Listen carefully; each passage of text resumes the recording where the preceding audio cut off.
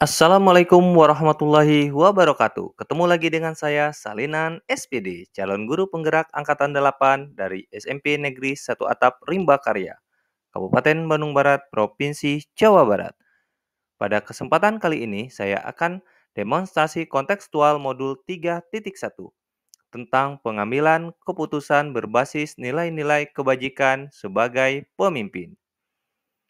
Adapun tujuan pembelajaran khusus, CGP dapat melakukan suatu analisis atas penerapan proses pengambilan keputusan berdasarkan pengetahuan yang telah dipelajarinya tentang berbagai paradigma, prinsip, pengambilan dan pengujian keputusan di sekolah asal masing-masing dan di sekolah lainnya. Adapun pada sesi kali ini saya melakukan wawancara terhadap dua narasumber. Narasumber pertama, Cecep Nedi Sugilar, SPD MMPD, merupakan Kepala Sekolah SMP Negeri 1 Atap Rimba Karya. Berikut hasil wawancaranya. Ya, Assalamualaikum warahmatullahi wabarakatuh, Bapak. Waalaikumsalam. Selamat siang dan mohon maaf ini mengganggu waktu aktivitas kerjanya, dan terima kasih untuk meluangkan waktu di aktivitasnya dalam sesi wawancara dengan tema pengambilan keputusan berbasis nilai-nilai kebajikan sebagai pemimpin. Mungkin udah siap untuk Siap. Oke.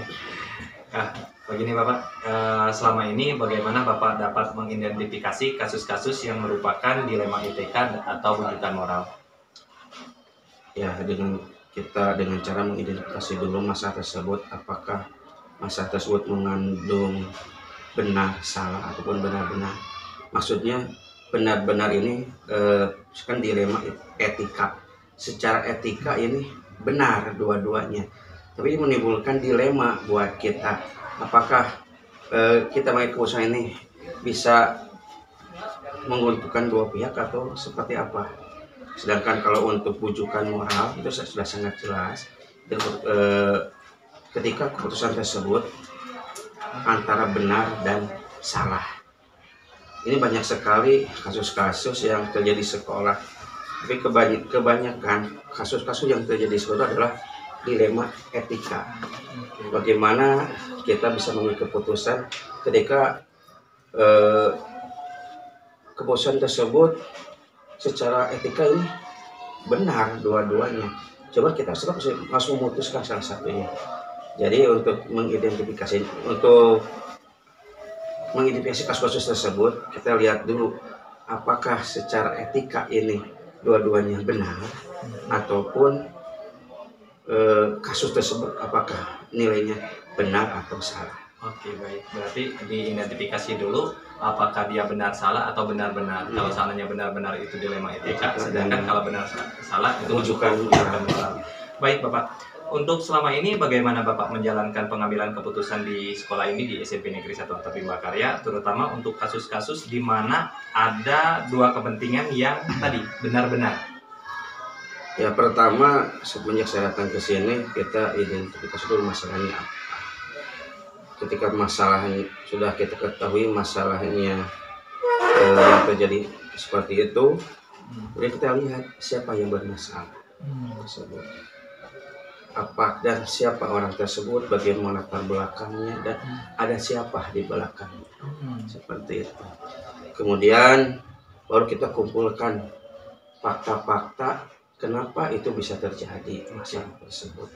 Setelah kumpulkan fakta kenapa bisa terjadi, kita pun mulai mengajukan pengujian. Apakah ini kasus tersebut benar secara etika atau ini menyangkut benar atau salah. Itu mungkin langkah yang sering saya lakukan ketika saya awal datang ke sini. Kita melakukan identifikasi masalah tersebut. Apakah ini termasuk rujukan moral ataupun dilema etika, seperti itu. Oke, baik Bapak. Nanti diidentifikasi dulu yang langkah awalnya, diidentifikasi mulai siapa yang terlibat, seperti itu ya Pak. Ya. Nanti baru diambil keputusan. Nah, saya pengen untuk lebih mendalam Pak, kira-kira langkah-langkah atau prosedur seperti apa yang biasa Bapak lakukan selama ini untuk sebelum keputusan itu benar-benar diambil? Ya, seperti yang telah saya lanjutkan ini, nyambung ujian nomor 2. Jadi langkah-langkah yang sudah saya lakukan adalah yaitu dengan mengidentifikasi masalah tersebut. Mungkin kemarin kita pernah ada kejadian yang luar biasa ketika saya datang ke sini. Itu yang tidak saya perkirakan sebelumnya. Dan saya identifikasi masalahnya apa, kemudian masalah sudah ketahuan, oh ini masalahnya seperti ini. Kemudian langkah kedua kita siapa yang terlibat, siapa saja orang-orangnya, bagaimana latar belakangnya, kondisinya seperti apa, gitu. Orang tersebut bisa seperti itu, kemudian bagaimana track recordnya, di belakangnya siapa. Kemudian setelah itu kita mulai mengumpulkan fakta-fakta yang terjadi. Fakta-fakta yang terjadi itu bisa fakta di sekolah ataupun fakta kepribadian dari orang tersebut. Itu fakta-faktanya yang kemudian kita melakukan pengujian dengan tadi apakah ini termasuk dilema etika ataupun rujukan moral. Setelah itu kita melakukan resolusi. Ya, kita resolusi bagaimana kita mengambil keputusan tersebut. Setelah itu kita investigasi gitu. Investigasi apakah kita bisa berkompromi dengan situasi seperti itu. Apakah bisa dikompromikan enggak masalahnya? Kalau ini bisa dikompromikan, ya bisa kita cari win-win solutionnya yang terbaik, ya, yang bisa diterima oleh si pelaku atau untuk lembaga tersebut. Baru kita setelah kita temukan win-win solutionnya yang terbaik, baru kita buat suatu keputusan. Memang keputusan ini ya sangat berat, gitu. Yang kemudian setelah keputusan kita ambil, kemudian terakhir kita pun perlu juga menganalisis apakah keputusan tersebut baik atau tidak. Seperti itu langkah-langkah yang bisa kita lakukan untuk masalah yang berkaitan dengan dilema etika tersebut. Oke, baik Pak. Nah, mungkin hal-hal apa saja yang selama ini Bapak anggap efektif dalam mengambil keputusan pada kasus-kasus itu? Dari langkah-langkah tadi, hal apa yang lebih efektif menurut Bapak untuk mengambil keputusan itu? Tergantung situasi yang kita hadapi. Apakah keputusan kita itu menyangkut peraturan yang ditegakkan, ataupun kita pun bisa juga kita ingin hasil akhir yang terbaik buat semuanya. Sebab sangat sulit sekali gitu ya kita untuk mengambil keputusan yang menurut kita efektif, tapi belum tentu gitu, untuk orang tersebut. Makanya ini tergantung situasi kasus yang kita hadapi. Antar kasus itu akan sangat berbeda penanganannya, keefektifan pun akan sangat berbeda. Berarti keefektivitas itu tergantung kasusnya apa. Nanti situasi seperti apa nanti keputusannya juga mengikuti hal-hal itu. Oke, mungkin saya lanjutkan Bapak. Hal apa saja yang selama ini merupakan tantangan dalam pengambil keputusan pada kasus-kasus dilema etika ini? Tantangan terbesar adalah bagaimana ketika moral kita bicara, bagaimana ketika kita apakah kasus itu menyangkut pribadi ataupun individu atau kelompok. Apakah itu antara ini kita benar, tapi kita pun ada kesetiaan juga di sana. Ini memang sangat tantangan yang harus pemimpin hadapi. Contoh misalkan kita yakin bahwa yang akan kita lakukan ini benar. Ya ketika lakukan yang benar ini akan melukai teman kita, sehingga akhirnya kebenaran tersebut akan kalah oleh kesetiaan. Seperti itu Pak. Berarti memang kita harus mempertimbangkan di mana ada kesetiakawanan dengan kejujuran. Kejujuran yang harus diambil ini yang memunculkan dilema itu. Oke, saya lanjutkan sedikit lagi Bapak. Apakah Bapak memiliki sebuah jadwal tertentu dalam sebuah penyelesaian kasus dilema etika ini? Maksudnya apakah memang seandainya ada kasus gitu, apakah Bapak langsung menyelesaikan di tempat atau Bapak mengulurkan waktu dulu untuk mencari jadwal tertentu untuk mengambil keputusannya? Ya, seperti tadi sudah dijelaskan bahwa ketika kita suatu masalah dalam etika, kita identifikasi masalah tersebut. Apakah masalah tersebut kita bisa selesaikan hari itu, dalam seminggu, sebulan, atau bisa satu semester. Nah, jadi tergantung. Tergantung kasusnya. Jadi kita tidak bisa langsung menyelesaikan suatu masalah. Dia tergantung berat tidaknya. Tadi siapa yang terlibat? Kalau terlibatnya hanya seorang individu, tidak melibatkan kelompok yang besar, mungkin kita bisa langsung kita selesaikan hari itu di waktu itu. Tapi ketika yang terlibatnya ini akan melibatkan kelompok besar dan akan mempengaruhi stabilitas lembaga kita perlu ada jadwal-jadwal tertentu ya untuk memutuskan keputusan tersebut. Oke, baik. Berarti untuk penjadwalan atau diambil di tempat itu tergantung juga situasi berdasarkan identifikasi tadi yang gitu Bapak ya. Nah, ini yang berikutnya, adakah seseorang atau faktor yang selama ini mempermudah Bapak dalam mengambil keputusan dalam kasus-kasus dilema etika ini, Pak? Oh, banyak sekali. Pertama, bagaimana pemahaman kita terhadap kasus-kasus tersebut. Pertama dari diri kita sendiri, bagaimana kepewean kita, kebijaksanaan kita, dan kompetensi kita dalam masalah tersebut. Yang kedua adalah input informasi dari teman sejawat, dari guru-guru, dari warga sekitar, dan juga dari pihak yang lainnya. Jadi untuk membuat keputusan itu yang sangat membantu adalah dari kitanya sendiri dan dibantu dengan teman-teman yang sekeliling kita.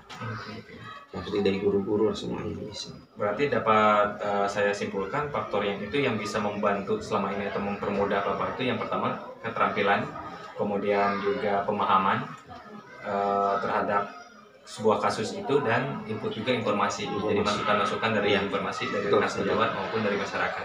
Oke, baik Bapak. Ini pertanyaan terakhir Pak sebelum saya tutup sesi wawancara ini. Dari semua hal yang telah disampaikan Bapak tadi, pembelajaran apa yang dapat Bapak petik dari pengalaman Bapak mengambil keputusan dilema etika ini? Pengalamannya ya sangat besar sekali, bahwa kita tidak bisa mengambil keputusan secara serampangan atau cepat ya, tapi kita perlu analisis yang cermat.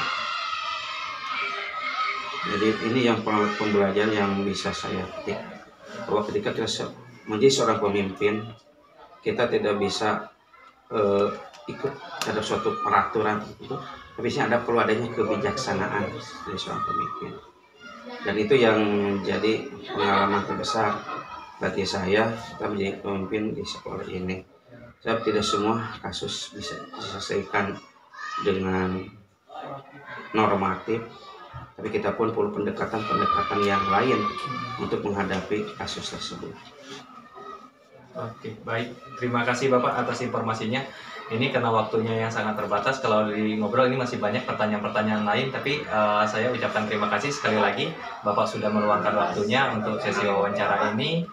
Mungkin saya mohon pamit dan mohon izin untuk data ini akan digunakan dalam tugas kami sebagai CGP dan mungkin akan ditunjukkan ke hasil kami dan TV kami di CGP nanti Pak. Terima kasih. Ya, terima kasih Pak. Assalamualaikum warahmatullahi wabarakatuh.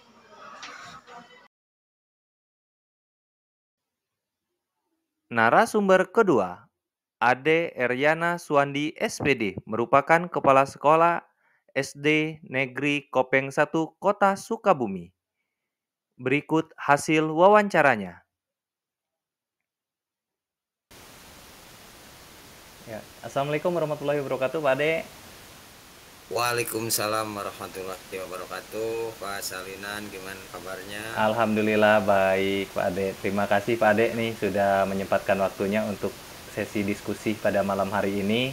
Saya juga mohon maaf mengganggu waktunya Pak Ade sebagai kepala sekolah dari kesibukannya, baik kesibukan di sekolah maupun kesibukan dalam belajarnya. Nah, pada malam hari ini Pak Ade, saya minta bantu waktunya sedikit untuk berdiskusi tentang pengambilan keputusan berbasis nilai-nilai kebajikan sebagai pemimpin Pak Ade. Apakah Siap, boleh Pak Ade? siap. Siap, boleh, Bu Oke, Salinan. terima kasih Pak Ade sebelumnya. Nah, mungkin saya akan mulai Pak Ade ya untuk bertanya sedikit untuk kita diskusi pada malam ini. Yang pertama Pak Ade, selama ini bagaimana Bapak dapat mengidentifikasi kasus-kasus yang merupakan dilema ITK atau bujukan moral? Yang saya alami itu sepertinya tentang dilema etika yang lebih banyak terjadi di eh, sekolah saat-saat ini. Lebih Mhm, cenderung ke sana. mhm. Oke. Untuk mengetahui apakah itu kasus dilema ITK atau bujukan moralnya seperti apa Pak Ade untuk kita biar lebih bisa tahu ya? Eh, Biasanya karena yang berhubungan itu antar personal dengan komunitas atau dengan kelompok ya. Kemudian eh, bagaimana menyelesaikan masalah-masalah yang timbul di antara siswa atau di antara personal guru atau Mhm, sekolah dengan orang tua siswa itu mhm, kebanyakan terjadi. Kalau yang bujukan moral itu ketika seperti di sekolah kami ada penawaran buku LKS dari penerbit tertentu, tetapi kami menolaknya karena memang ada aturan dari pihak pemerintah setempat untuk mhm. melarang dulu hal-hal seperti itu. Kemudian banyak hal lain yang sifatnya penawaran, tetapi kami tolak untuk saat ini. Oke, baik Pak Ade. Jadi selama ini, bagaimana untuk Bapak menjalankan atau pengambilan keputusan di SD Kopeng 1 Kota Sukabumi? Terutama untuk kasus-kasus yang di mana ada dua kepentingan Pak Ade, sama-sama benar atau, sama-sama mengandung nilai kebajikan. Betul. Biasanya kami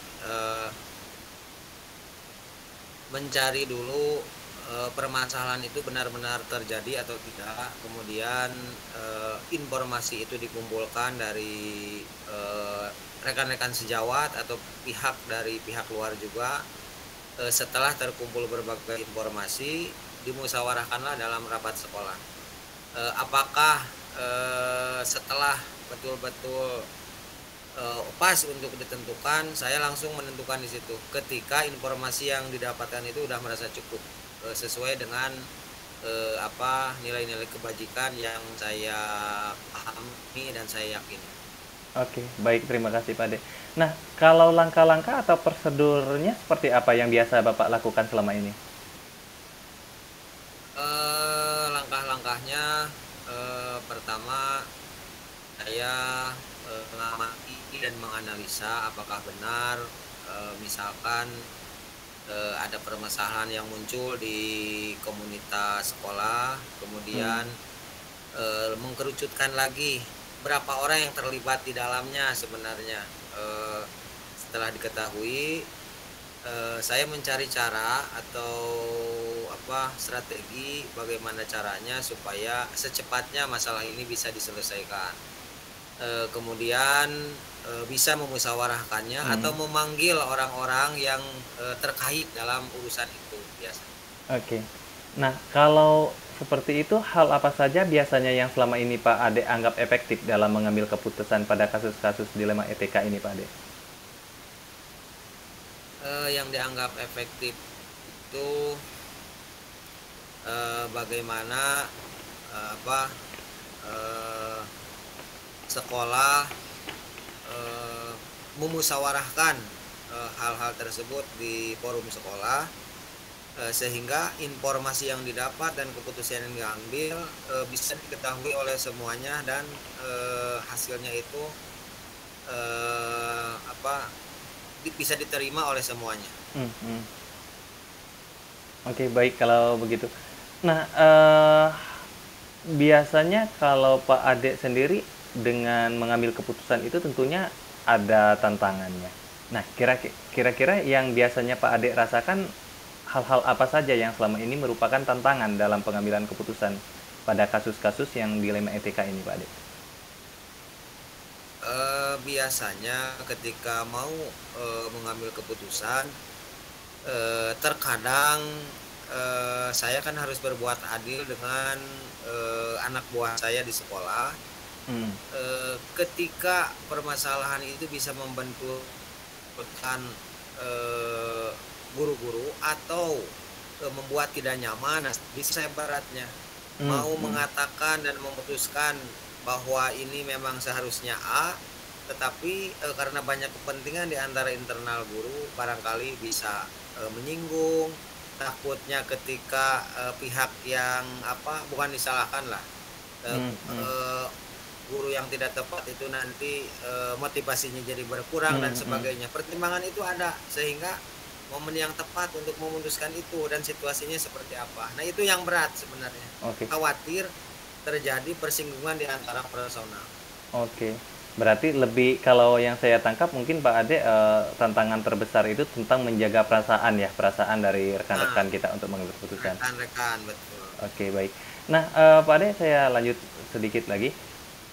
Selama ini kalau Bapak mengambil keputusan itu, biasanya apakah ada jadwal tertentu atau Pak Ade selesaikan kasus-kasus dilema etika ini langsung di tempat atau di saat itu juga? Saya biasanya mengambil dua opsi.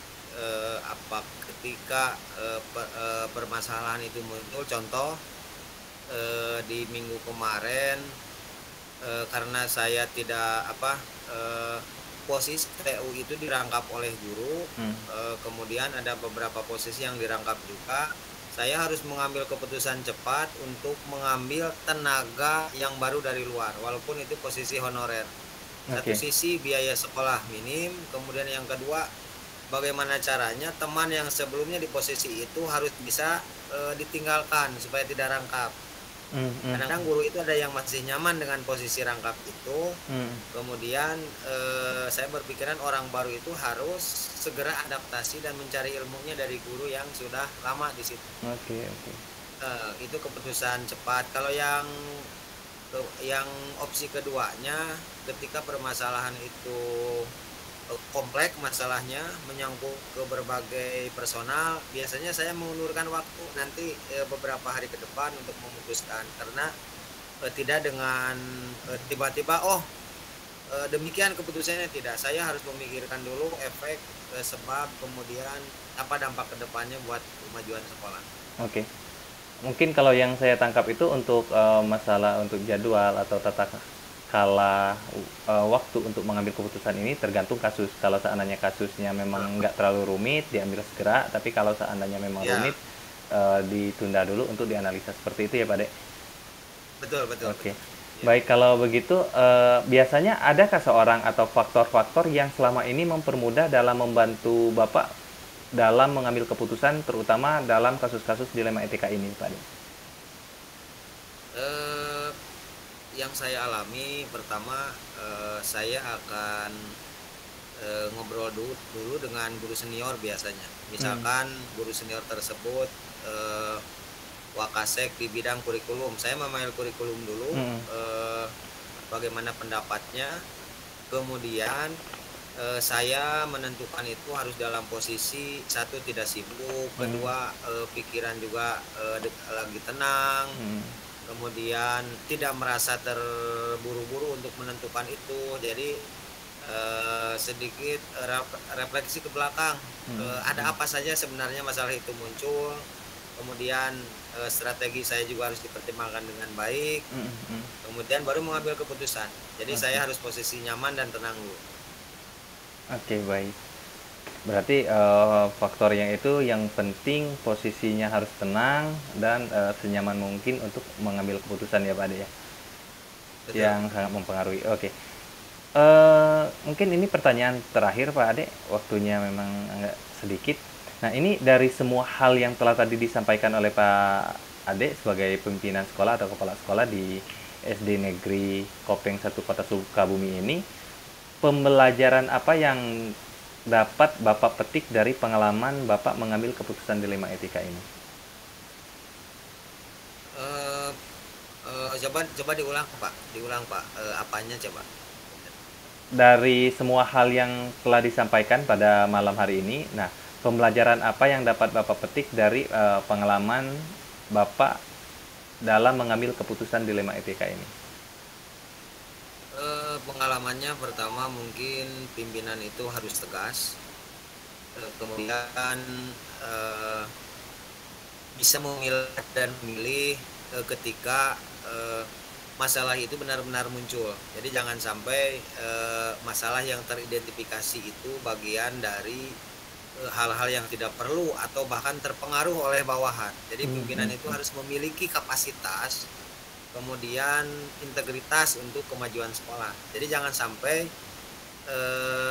mengadu ke pimpinan bawahan itu, tetapi sebenarnya masalahnya itu tidak sebesar itu. Jadi tetap pimpinan itu harus menganalisanya lebih jauh dulu gitu. Harus yakin, dengan keyakinan itu memiliki kemampuan untuk menerapkan nilai-nilai kebajikan yang betul untuk kemajuan sekolah. Jadi tidak terpengaruh lah intinya oleh bawahan tertentu. Karena bisa saja hal itu terjadi. Oke, pada intinya berarti seorang pemimpin itu di saat mendapatkan laporan harus bisa benar-benar dapat mengidentifikasi, menganalisis kasus itu terjadi. Mungkin pengalaman itu yang Pak Ade dapatkan selama mengambil kasus-kasus dilema etika ini. Oke. Betul, betul. Ya, ini udah di penghujung. Terima kasih sekali Pak Ade sudah menyempatkan waktunya untuk berdiskusi, untuk saya wawancarai tentang pengambilan keputusan sebagai pimpinan dalam pengambilan keputusan berbasis nilai-nilai kebajikan sebagai pemimpin. Saya ucapkan terima kasih sekali lagi dan permohonan maaf saya mengganggu waktu aktivitas Pak Ade, waktu istirahatnya pada malam hari ini. Sekali lagi saya ucapkan terima kasih Pak Ade ya. Mungkin sampai ketemu lagi di lain waktu. Saya akhiri. Assalamualaikum warahmatullahi wabarakatuh. Waalaikumsalam. Adapun analisis hasil wawancara dan refleksi. Hal-hal menarik saya dapatkan dari wawancara yaitu yang selama ini dilakukan kedua kepala sekolah sebagai pemimpin yang saya wawancara adalah kedua kepala sekolah memiliki cara sendiri untuk menyelesaikan suatu permasalahan yang ada, namun keduanya tetap berpijak pada nilai-nilai kebajikan. Kedua kepala sekolah tersebut sama-sama mengambil keputusan dengan cara yang kuat untuk menganalisis masalah sebaik mungkin. Karena bagi kedua kepala sekolah yang saya wawancarai, kebijaksanaan itu muncul dari bagaimana tajamnya kita menganalisa masalah tersebut. Kedua kepala sekolah tersebut sama-sama mengambil keputusan dengan paradigma rasa keadilan lawan rasa kasihan. Dengan prinsip berpikir berbasis rasa peduli. Dalam pengambilan keputusan juga sudah menggunakan 9 langkah pengambilan dan pengujian keputusan. Analisis dan refleksi dari hasil wawancara ini, saya akan merencanakan ke depan harus adanya prosedur khusus dalam mengambil keputusan sehingga dapat diukur seberapa efektif hasil pengambilan keputusan tersebut dilihat dari faktor resiko dan dampaknya. Saya akan menerapkan pengambilan keputusan dilema etika dengan berdasarkan paradigma dan prinsip sesuai dengan kasus yang dihadapi dan mengujinya menggunakan 9 langkah pengambilan keputusan sehingga diperoleh hasil keputusan yang bijaksana. Dan terakhir, saya juga akan menerapkan proses pengambilan keputusan dimulai di lingkungan kelas saat menyelesaikan kasus yang dihadapi oleh siswa dan akan dimulai minggu ini juga. Itulah pemaparan video kali ini. Semoga menginspirasi dan bermanfaat. Salam dan bahagia Bapak Ibu guru hebat. Salam guru penggerak, tergerak, bergerak, dan menggerakkan. Akhir kata saya ucapkan Assalamualaikum warahmatullahi wabarakatuh.